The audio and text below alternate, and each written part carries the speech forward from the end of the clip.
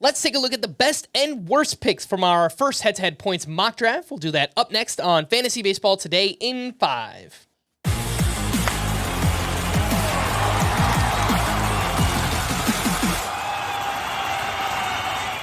Welcome into FBT in 5 on Saturday, December 14th. I am Frank Stampfl, joined by Chris Towers. And let's take a look at our first head-to-head points mock draft. We'll go round by round, give out our best and worst picks. And the first round, Chris, was Shohei Ohtani, Juan Soto, Aaron Judge, Jose Ramirez, Kyle Tucker, Bobby Witt Jr., Ellie De La Cruz, Gunnar Henderson, Freddie Freeman, Mookie Betts, Corbin Carroll, and Paul Skeens. Give me the best and give me the worst.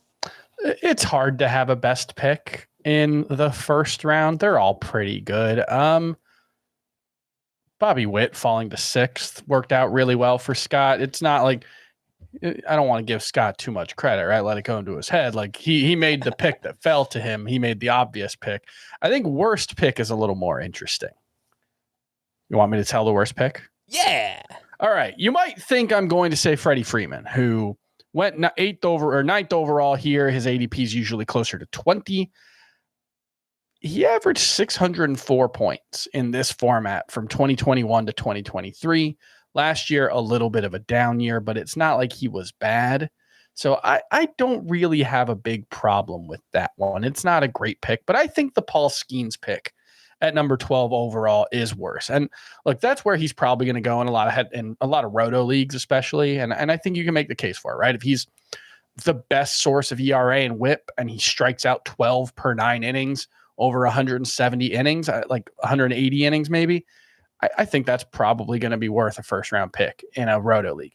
In a head-to-head points league where volume especially matters a lot more, this is a guy that we just haven't seen get to that 180 inning mark. And what's it going to look like when he gets to 180 innings?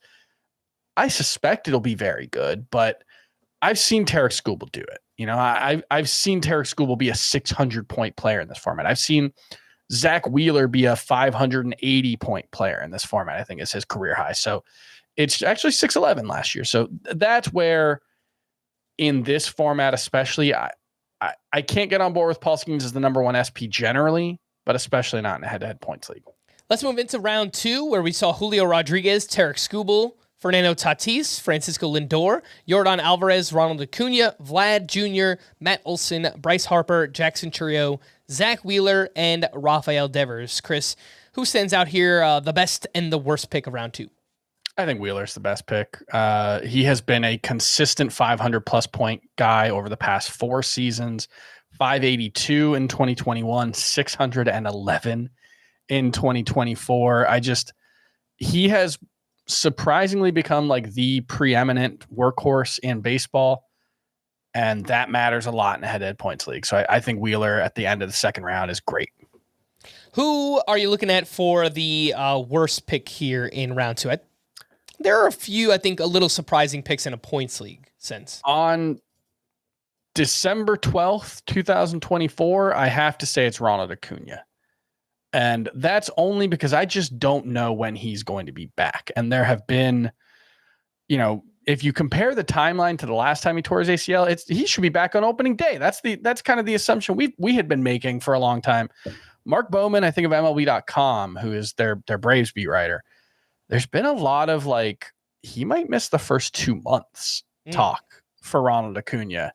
I don't necessarily think that is super likely. That would mean basically a 12-month absence for a torn ACL, which is pretty not unheard of, but rare. Unlikely? Yeah, rare. I don't know what word I'm trying to get to, but rare works.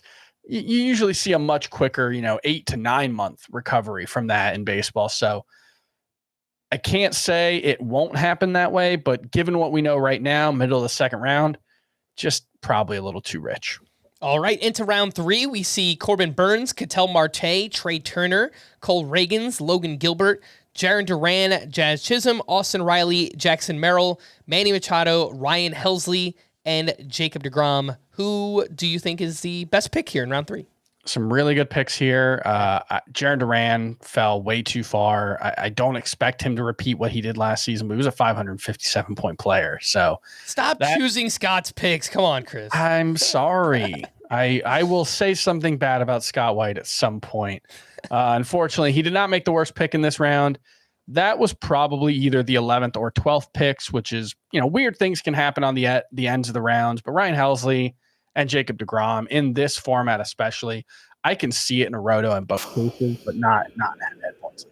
Yeah, Ryan Helsley here at pick 35. Emmanuel Clase went at pick 88. So quite the gap there. And again, in a roto league, room in the format wrong. Yeah, roto league, it might make some sense, but relievers usually get devalued a little bit here in the head-to-head points format. Round 4, Garrett Crochet, Dylan Cease, Chris Sale, Anthony Santander, William Contreras, O'Neal Cruz, Jose Altuve, Pablo Lopez, Kyle Schwarber, Blake Snell, Spencer Steer, and Pete Alonso. Give me your best and your worst. I think Chris Sale probably fell a little too far. You look at some of the guys who went before him or directly after him, and I don't know if any of them have demonstrated the kind of upside that Chris Sale had in 2024. Now, look, his season ended with injury. He's missed a lot of time with injuries in the past few years, and maybe things go really wrong for him in 2025. But I don't see any reason to think he's not currently healthy as we're talking about this. Again, December 12th, 2024. So I think Chris Sale falling that far worked out really well. And we talked about this on the big pod. I think the Blake Snell pick, unfortunately, I don't want to pick on you. But it's just not his format. Like when he's locked in, he's as good as anyone in this format. But Blake Snell, 2023 won the Cy Young, 2.25 ERA, 14 wins. He had 508 points. I can't see things getting better than that for Blake Snell over the course of a full season. So I think it's a little too early. All right. Round 5, Marcus Semien, Framber Valdez, George Kirby, Logan Webb, Teoscar Hernandez, Corey Seager, Yoshinobu Yamamoto, Garrett Cole, Wyatt Langford, Ozzy Albies, and Willie Adames and Michael King. Give us, this is the last round we'll hit, so your best and your worst. What do you got? Yeah, there's some interesting ones here. Like Marcus Semien, I think, is a fine pick there, but based on where he usually goes in a lot of drafts, I mean, this might have been 40 picks earlier than he usually goes. Now, a head-to-head points league, he never misses a game.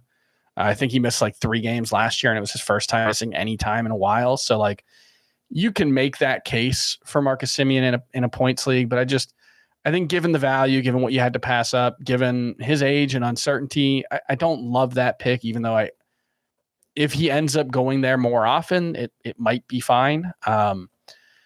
Unfortunately, my favorite pick is probably another one of Scott's, only because he took Corey Seager with the 6th pick, and I remember cursing his name to the skies in my kitchen as I was making dinner and drafting this team when Scott took Corey Seager, because I absolutely would have taken him there. So I hate that. Hate Scott getting good players. Let's make sure that doesn't happen moving forward. Yeah, it's both the best pick, but also the worst pick because you hated it. All right, we are going to wrap there. For more extensive fantasy baseball coverage, listen to the Fantasy Baseball Today podcast on Spotify, Apple Podcasts, or anywhere else podcasts are found. Thanks for listening to Fantasy Baseball Today in 5, and we will be back again next week.